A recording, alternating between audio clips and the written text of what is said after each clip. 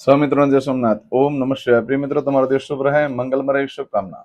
હું બિલીમરાથી જોગીભાઈ વ્યાસ આપ સૌનું આપણી જોગેશમાં પુનઃ હાર્દિક સ્વાગત કરું છું. મિત્રો, આજ રોજ જોઈશું આજનું શુભ પંચાંગ. આજે તારીખ છે 6/3/2026 ને શુક્રવાર. ફાગણ વદ તિથિ છે. આજે સંકટ ચતુર્થી છે. આજે ચંદ્રના દર્શન રાત્રે 9:27 થશે. આજે છત્રપતિ શિવાજી મહારાજની જન્મ જયંતિ પણ છે. આજે જે બાળકનો જન્મ થાય છે ને તિથિ ગણાય છે ત્રીજ.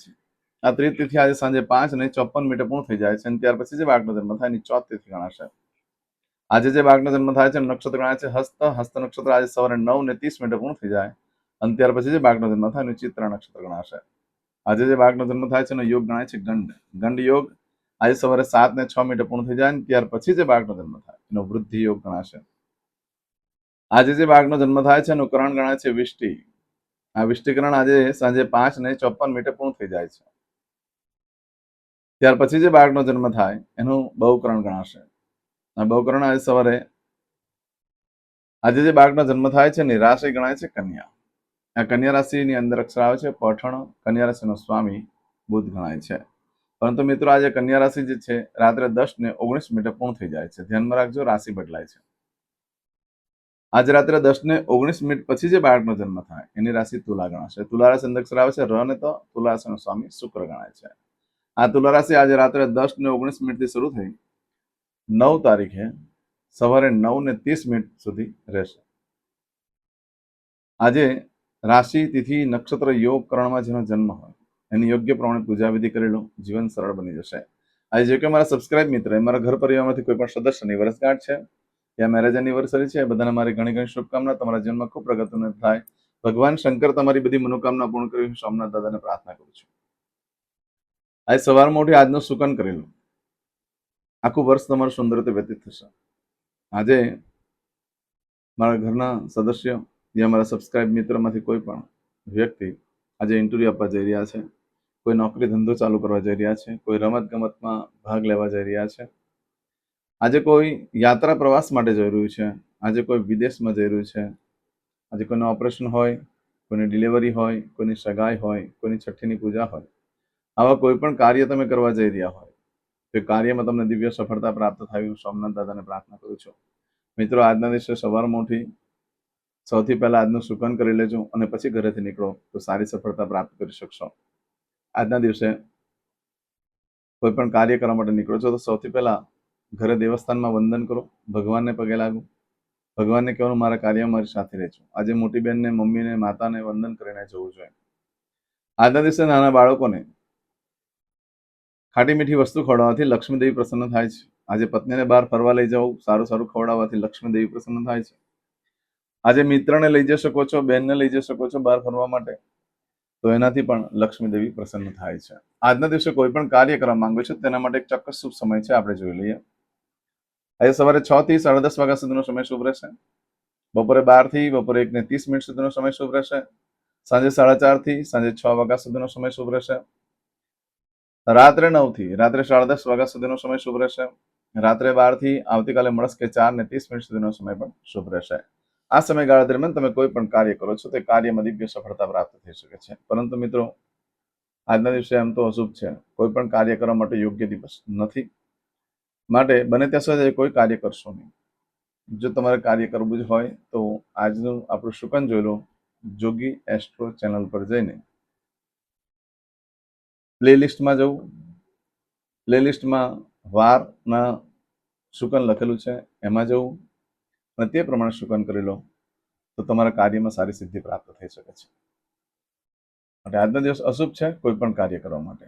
આજે કોઈ વસ્તુ તમારી ખોવાઈ જાય છે સવારે 9:30 સુધીમાં તો તમને 15 દિવસમાં મળી શકે, બાકી મળવાની શક્યતા ઓછી છે.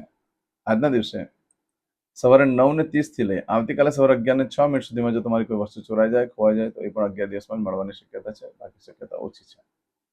આજે કરશું આજનો સંકલ્પ. ચમચીમાં પાણી લઈ લો. અદ્યતન માસના માસોત્તમ બ્રહ્મ પવિત્ર ફાલ્ગુન માસે શુભ કૃષ્ણ પક્ષે તૃતીયામ અંતર્ગત સંકટ ચતુર્થીયામ ભૃગુવાસન વિત્તાયામ વિડીયો પતે એટલે તમે પૂજા પતે એટલે મને કોમેન્ટ્સ પર જય સોમનાથ લખીને યુટ્યુબ ઉપર મોકલાવજો.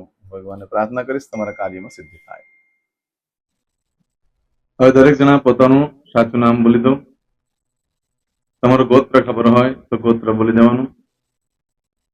પછી બોલવાનું છે અહમ, મમ, આત્મન, શ્રુતિ, સ્મૃતિ, પુરાણોક્ત, પુણ્ય, ફલ, પ્રાપ્તિ, અર્થમ, અપ્રાપ્ત, લક્ષ્મી, પ્રાપ્તિ, અર્થમ, પ્રાપ્ત, લક્ષ્મી, ચિરકાલ, સૌ, રક્ષણાત્મક, લોકેવા, સભાયામ, રાજદ્વારે, વ્યાપારે, વિદ્યા અભ્યાસે, દેશે, વિદેશે, સર્વત્ર, યશ, કીર્તિ, વિજય, લાભાદि, પ્રાપ્તિ, અર્થમ, મમ, અખિલ, કુટુંબસ્ય, આયુ, આરોગ્ય, ऐश्वर्यादि, प्राप्ति, अर्थम, मम, जन्म, समय,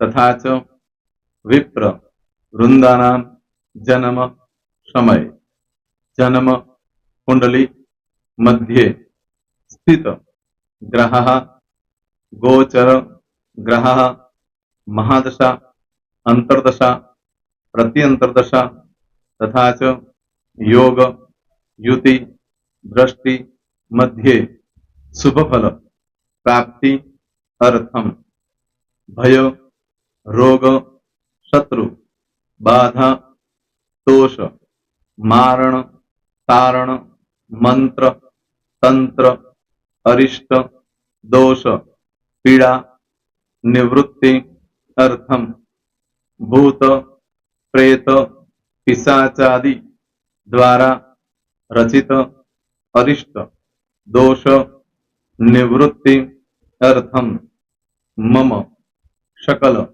मनवांछित फल. તમારા મનમાં જે કઈ ઈચ્છા હોય તે બોલી જવાનું.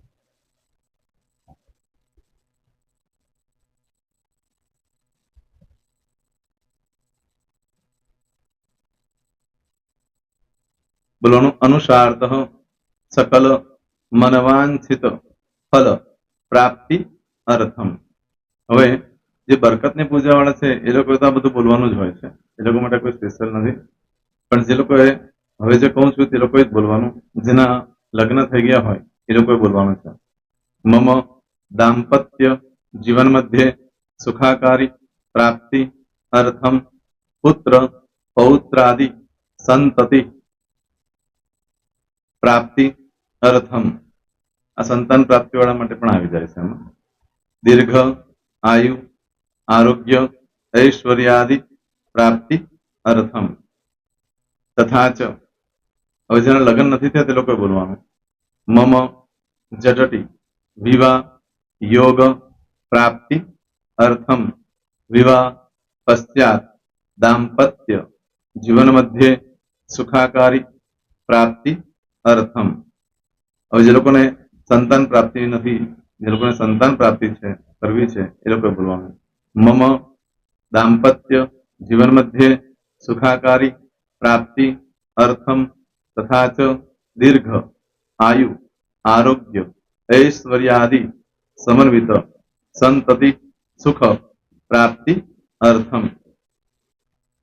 હવે જે અભ્યાસ કરી રહ્યા છો છોકરા વિદ્યાર્થીઓ છે તે લોકોએ બોલવાનું છે. મમ વિદ્યા અભ્યાસ મધ્યે ઉત્તરો ઉત્તર પ્રગતિ ઉન્નતિ સાનુકૂલતા પૂર્વક દિવ્ય સફળતા પ્રાપ્તિ અર્થમ. હવે જે લોકો વિદેશમાં જવા માંગતા હોય કે શીપમાં જવા માંગતા હોય, મતલબ ભારત દેશની બહાર જઈને ધંધો વેપાર કરવા માંગતા હોય એ લોકોએ, અથવા વિદેશ જવા માંગતા હોય કાયમ માટે, એ લોકોએ બોલવાનું છે. મમ જટટી વિદેશ ગમન યોગ પ્રાપ્તિ અર્થમ વિદેશ ગમન કાર્ય મધ્યે સાનુકૂલતા પૂર્વક દિવ્ય સફળતા પ્રાપ્તિ અર્થમ. આરોગ્ય વાળા બોલવાનું છે, જેને આરોગ્યની પૂજા આપેલી હોય એ લોકોએ. એમ તો દરેક જણા જ બોલવાનું. બોલો મમ આયુ આરોગ્ય ऐश्वर्यादि प्राप्ति अर्थम.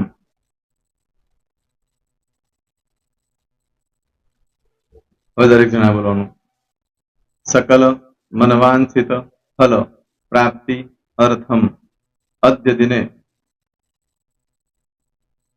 प्रधान देवतानां नित्य दिन अनुसारतः पूजन अर्चन कर्मणि अहम करिष्ये। पाણીવાળી થાળીમાં પાણી મૂકી દેવાનું છે. હવે તમારી બધી પૂજા જે મેં આપેલી છે એ પૂજા થઈ જાય, અથવા તો તમે રોજ પૂજા કરતા છો, મારી પાસેથી નથી લઈ ગયા, એ પૂજા થઈ જાય પછી ફરી પાછી ચમચીમાં પાણી લેવાનું. અહીંયા વિડીયોને સ્ટોપ કરી દેવાનું. પૂજા પતે એટલે પાછું આગળનું કરવાનું છે. અહીંયા વિડીયો સ્ટોપ કરી દેવાનો અને પૂજા પતે એટલે બોલવાનું છે વિષ્ણવે વિષ્ણવે વિષ્ણવે નમો નમઃ. વિષ્ણુ સ્મરણા સર્વમ પરિપૂર્ણ અસ્તુ. एतानि गंध पुष्प धूप दीप नैवेद्य ताम्र दक्षिणा प्रदक्षिणा सहित ऋणु मम सकल मनवांछित फल प्राप्ति अर्थम पूजन अर्चन प्रियदान न मम. पाणी मूकी देवानुं, पाछुं पाणी लेवानुं. पूजन अर्चन ब्रह्मार्पणमस्तु. नीचे जमीन पर पाणी मूको, एमां आंगળી ઘસી કપાળમાં તિલક કરી દો. કપાળમાં જમીન પર પાણી મૂક્યું છે એમાં. ત્યાર પછી ભગવાનને કહેવાનું કે હે પ્રભુ, આજે પૂજા કરતા કઈ પણ પ્રકારની ભૂલચૂક થઈ ગઈ હોય તો અમને ક્ષમા કરજો. અમે તમારા બાળક છીએ. પ્રભુ, તમારો ખૂબ આભાર માનું છું. આજે મારી પાસે તમારી પૂજા કરાવી, મારી મનોકામના પૂર્ણ કરી. પ્રાર્થના કરી દો. જગ્યા પરથી ઉભા થઈ શ્રીનારાયણ ભગવાનને પાણી ચડાવી દો. નિત્ય કર્મ જે કરતા હોય તે કરો. જય સ્વામિનારાયણ. તમારો દિવસ શુભ રહે. તમે અને તમારો પરિવાર સુખી રહે, સંપન્ન રહે, સુરક્ષિત રહે એ ભગવાન સોમનાથ દાદાને પ્રાર્થના. તો મિત્રો, તમે મારા વિડીયોને લાઈક ના આપી હોય તો સૌથી પહેલા લાઈક આપી દો. અને ત્યાર પછી જો તમે મારી આ ચેનલ સબસ્ક્રાઇબ ન કરી હોય તો સૌથી પહેલા સબસ્ક્રાઇબ કરી લો અને બેલ આઇકોન ઓલ પર ક્લિક કરવાનું ભૂલશો નહીં, જેથી કરીને સૌથી પહેલા નવી વિડીયો જે કંઈ મૂકું એ તમને મળે. મિત્રો, કંઈ પણ મૂંઝવણ હોય તો મને આ નંબર પર તમે ફોન કરીને પૂછી શકો છો. મારો મોબાઈલ નંબર છે 9825546459. મિત્રો, કોમેન્ટ્સમાં જય સોમનાથ લખવાનું ભૂલશો નહીં. ફરી પાછા નવા વિડીયો સાથે મળીએ. ત્યાં સુધી સૌને જય સોમનાથ.